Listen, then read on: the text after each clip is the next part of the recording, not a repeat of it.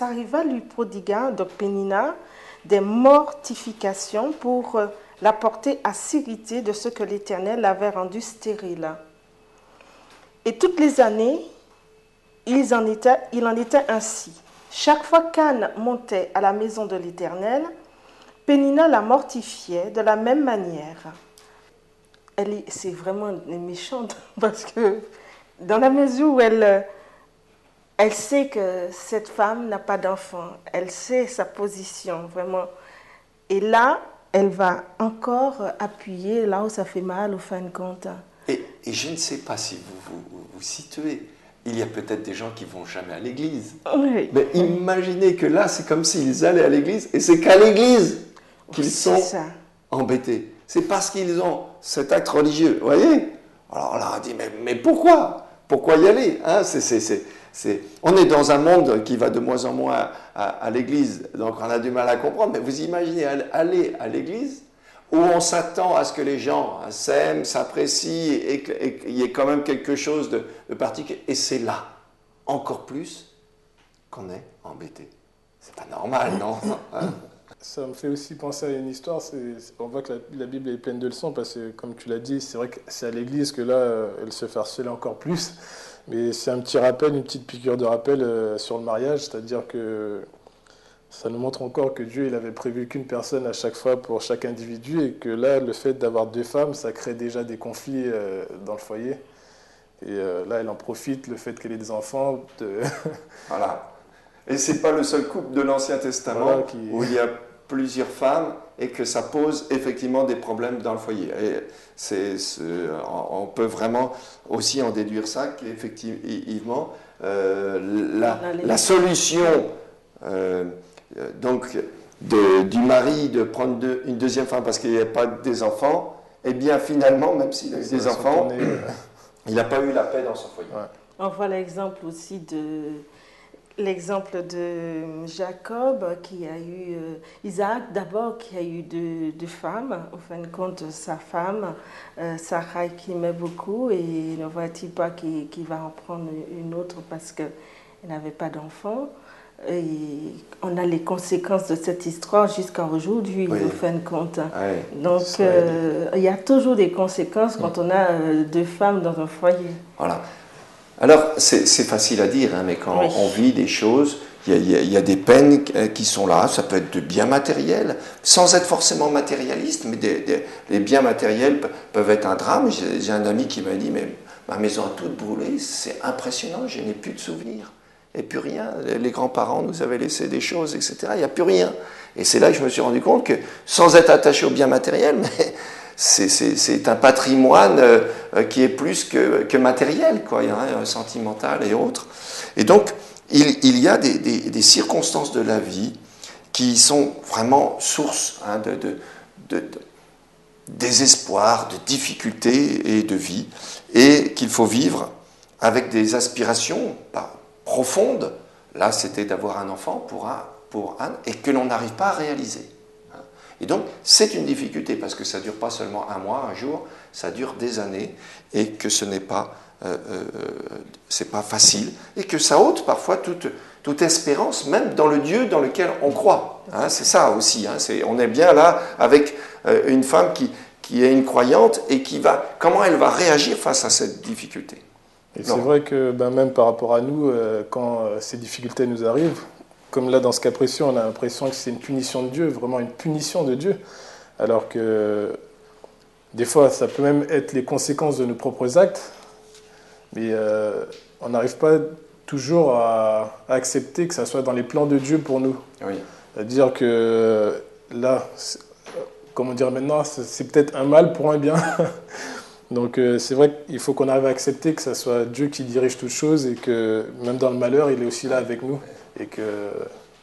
Mais ce que j'ai constaté, c'est que cette femme, elle ne va pas abandonner sa foi, sa croyance en ce Dieu, le Dieu de son mari et ce Dieu qu'elle connaît. Et donc, bien qu'elle est dans cette situation de malédiction, je constate qu'elle monte, elle accompagne son mari pour aller offrir des sacrifices. Et elle continue de le faire, bien qu'elle est en malédiction. Voilà. Qu'elle est en malédiction. Et donc, voilà, ce qui va se passer, c'est que elle va pas désespérer, Désespérée dans cette situation. Voilà, dans cette situation. La situation est désespérante, mais elle ne va pas désespérer. Elle ne lâche pas. Très intéressant. Ça, c'est important. Alors justement, comment encourager et soutenir ceux qui actuellement traversent des épreuves ou vivent des grands malheurs? Qu'attendriez-vous des autres si ça vous arrivait? Des paroles encourageantes, hein, de toutes les manières. Des paroles encourageantes. Oui, c'est surtout des paroles encourageantes et surtout, c'est vrai que je n'aime pas l'expression quand on dit « je sais que ce que tu traverses », je trouve que c'est on une ne sait parole... jamais, n'est-ce pas? On ne sait jamais, Tant qu'on n'a pas vécu la chose, voilà. Mais toujours dire que Dieu est là, ouais, et que je suis là, je peux être à côté de toi pour te soutenir, tu peux compter sur moi et effectivement être à côté de cette personne. Moi, c'est ce que je vois quand on est amis ou on a une personne qui est dans une situation difficile, c'est de pouvoir lui dire « je suis là ». Alors, il y a un principe que j'aime beaucoup, qu'on appelle d'ailleurs la règle d'or, c'est Matthieu 7, 12 qui nous dit, c'est Jésus lui-même qui dit « tout ce que vous voudriez et que les autres fassent pour vous, oui, faites-le de même pour eux ». Et pensez à ça, c'est-à-dire que mettez-vous dans la situation, certains psychologues disent dans les chaussons de l'autre, mettez-vous dans la situation de l'autre, qu'est-ce que vous aimeriez recevoir à ce moment d'une vie difficile et d'épreuve? Eh bien, donnez-le aux autres. Alors, notre histoire continue avec notre amie Anne, et on pourrait donc justement se poser la question comment elle a réagi face à la souffrance. Et donc, on peut voir la suite de ce récit. On peut prendre à partir du verset 8 jusqu'à la fin du récit au verset 16. D'accord. Elkana, son mari, lui disait « Anne, pourquoi pleures-tu et ne manges-tu pas? Pourquoi ton cœur est-il attristé? Est-ce que je ne vaux pas pour toi mieux que 10 fils ?» Anne se leva après que l'on eut mangé et bu à Silo.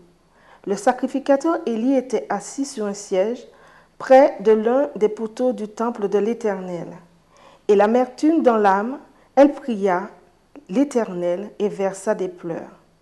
Elle fit un vœu en disant « Éternel des armées, si tu daignes regarder l'affliction de ta servante, si tu te souviens de moi et n'oublie point ta servante, et si tu donnes à ta servante un fils, je le consacrerai à l'Éternel pour tous les jours de sa vie, et le rasoir ne passera point sur sa tête. » Comme elle restait longtemps en prière devant l'Éternel, Élie observa sa bouche.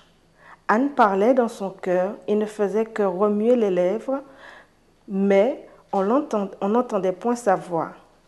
Élie pensa qu'elle était ivre, et il lui dit « Jusqu'à quand seras-tu dans l'ivresse?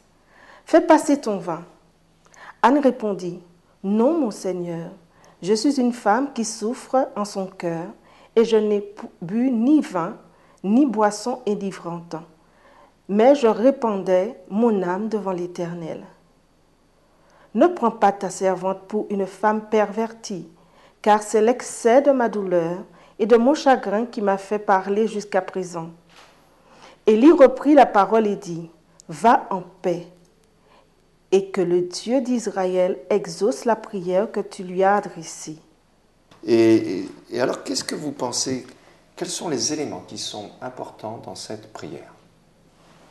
Alors attention, parce qu'il ne faut pas s'emballer tout de suite. Qu'est-ce qu'il y a d'important?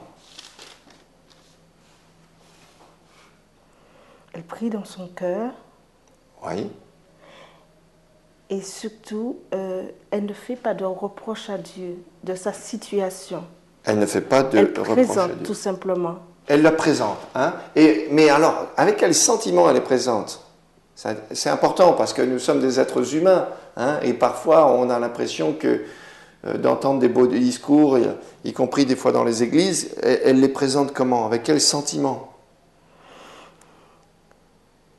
Comme si Dieu l'avait oublié, et elle dit « Souviens-toi », parce qu'il le dit bien « Souviens-toi de moi, n'oublie point ta servante ». Voilà. C'est comme si Dieu l'avait oublié, et pour juste dire à Dieu « Écoute, Regarde par là un peu.